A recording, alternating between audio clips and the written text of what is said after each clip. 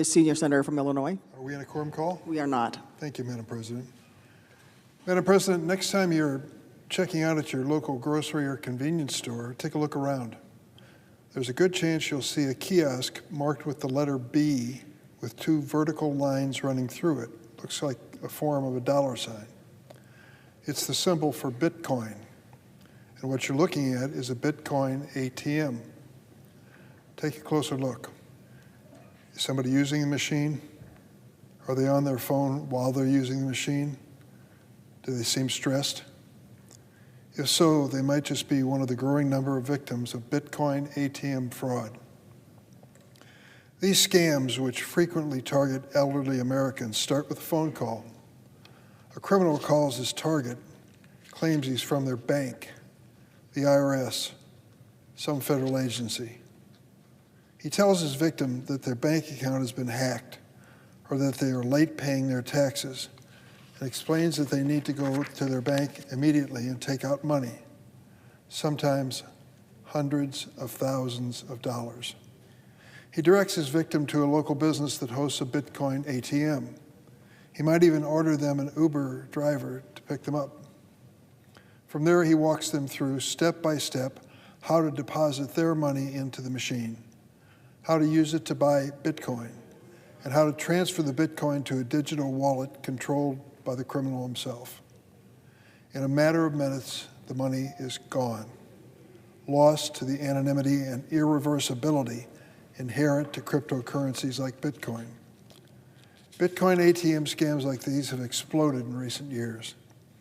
According to the data released by the Federal Trade Commission, the amount consumers report losing in this form of fraud increased tenfold, nearly tenfold, between 2020 and 2023, from $12 million to $114 million.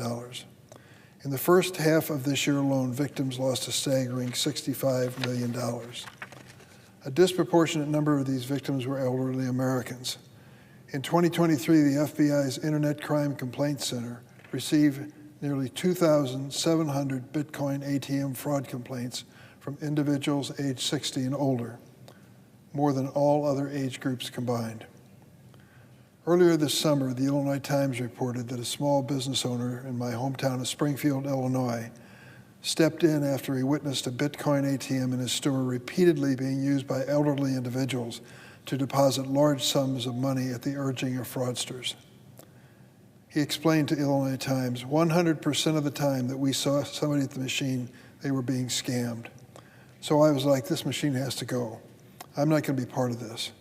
He wisely removed the Bitcoin ATM from his store. In Texas, a Good Samaritan called 911 after she, in her words, noticed an elderly lady feeding thousands of dollars into the cryptocurrency machine at the urging of a criminal. She tried to stop the victim from feeding more and more of her money into the machine, but was unsuccessful. Only when the responding officer arrived and intervened did the victim finally understand that she had been scammed. Scenarios like these are playing out all across America.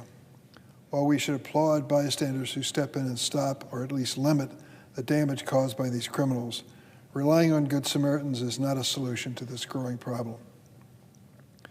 That's why I led 6 of my colleagues in sending letters to the 10 largest Bitcoin ATM operators this last September. We wanted to understand what they were doing, if anything, to prevent fraudulent use of their machines. The responses we received were not reassuring. While some safeguards, such as warning screens and ID checks, were employed by all responding companies, other common sense measures like analyzing transactions and digital wallets to identify and stop fraud were not. Other best practices, such as setting maximum transaction sizes, were left to the vagaries of state laws, leaving too many Americans at risk in too many states.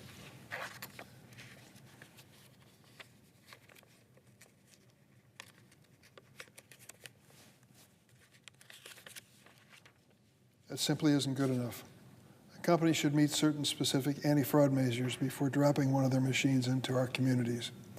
That's why I'm going to introduce legislation in the next few weeks that establishes a federal anti-fraud baseline for Bitcoin ATMs. As I start to develop this bill, there are a few things that strike me as absolutely necessary. First, Bitcoin ATM should have daily transaction limits, particularly for new customers.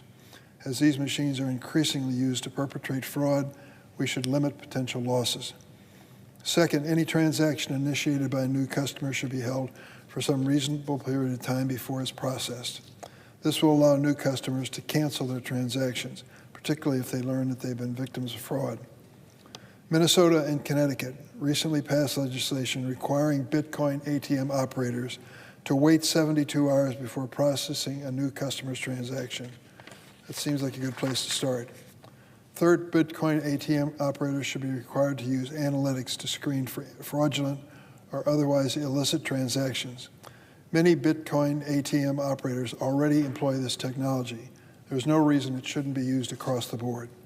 Fourth, Bitcoin ATM should be required to provide transaction receipts that include transaction hashes. This will allow law enforcement to more easily trace the transaction, collect evidence of the crime, maybe even recover stolen funds. These are a few of the pillars this legislation will include. I plan to work with stakeholders to make this best bill possible. That includes state attorneys general and organizations like AARP, who have been real leaders on this issue. It also includes Bitcoin ATM operators. In their responses to my letters, many of these companies offered to work with Congress to craft appropriate regulations for the industry. I hope they will come to the table in good faith. I'm not going to stand idly by while thousands of Americans, particularly elderly Americans, are ripped off in Bitcoin ATM scams. My bill will address this problem before it spirals out of control. Madam President, I yield the floor. Suggest the absence of a quorum. The clerk